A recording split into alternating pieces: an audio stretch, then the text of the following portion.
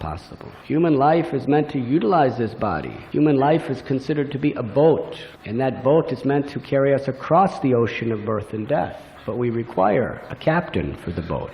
Otherwise, we will go in the wrong direction. And if you're in the middle of an ocean, how do you know which way to go? All you see is water all around. But the captain, he knows how to navigate this boat so you can perfectly reach the shore of eternal life. And the Vedic knowledge and the words of the great sages are like the breezes which actually carry us forward toward our real destination. So Maharaj Parikshit understood that this body is meant for the service of the Lord, and it could be used however the Lord wants to use it, as long as the Lord desires to use it. If the Lord has no more use for this body, I have no more use for this body. It is His will. So when he was cursed in 7 days to die, he simply considered, this is very auspicious. The will of the Lord has been announced, and now I should simply prepare myself to please the Lord by returning back to the spiritual world. He took it as a wonderful opportunity, and he understood how to capitalize on that opportunity by associating with saintly persons and by hearing and chanting the glories of the Lord. Because ultimately that is the basis of human existence, to hear and chant the glories of the Lord in the association of sincere devotees.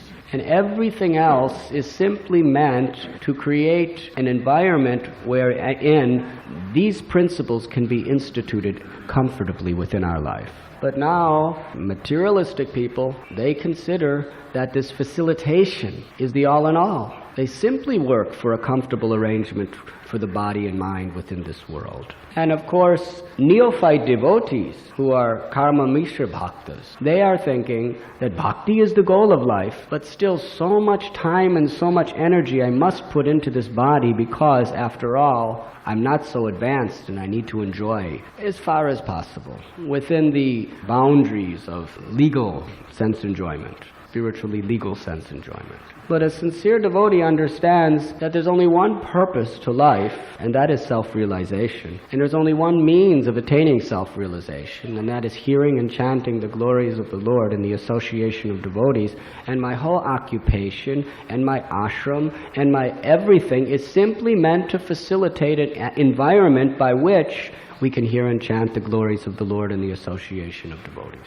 And we can help to give in charity that same to others. Grihastha ashram should be based on this principle. Not that we have two lives. We have our occupation and we have our devotion. It should not be like that. It should be we have our devotion, that's all, nothing else. And our occupation is only to facilitate that. Only to facilitate that for our family members. Only to facilitate that for our relatives, our friends, and for the people in general, as far as possible. This is proper understanding. We should not lose our direction. But this material energy, Maya, that is how she keeps us in bondage, is she keeps distorting our direction.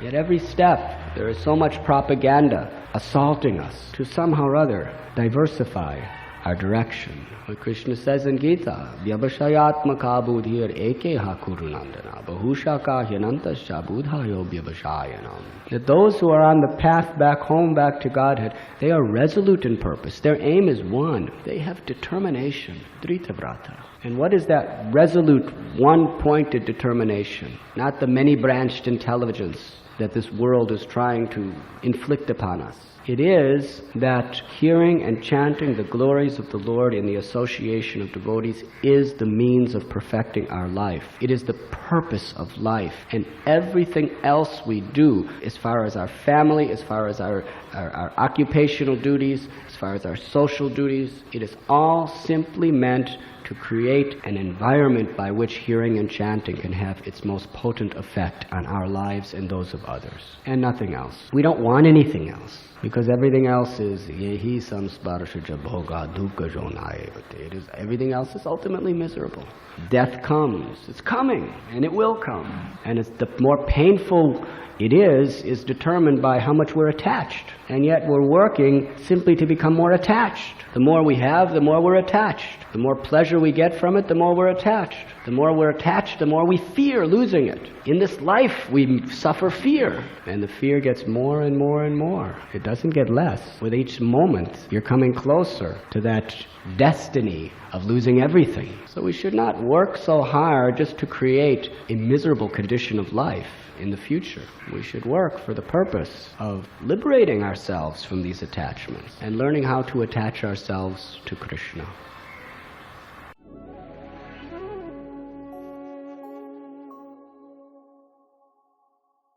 You were listening to Radhanath Swami on thesacredconnect.com.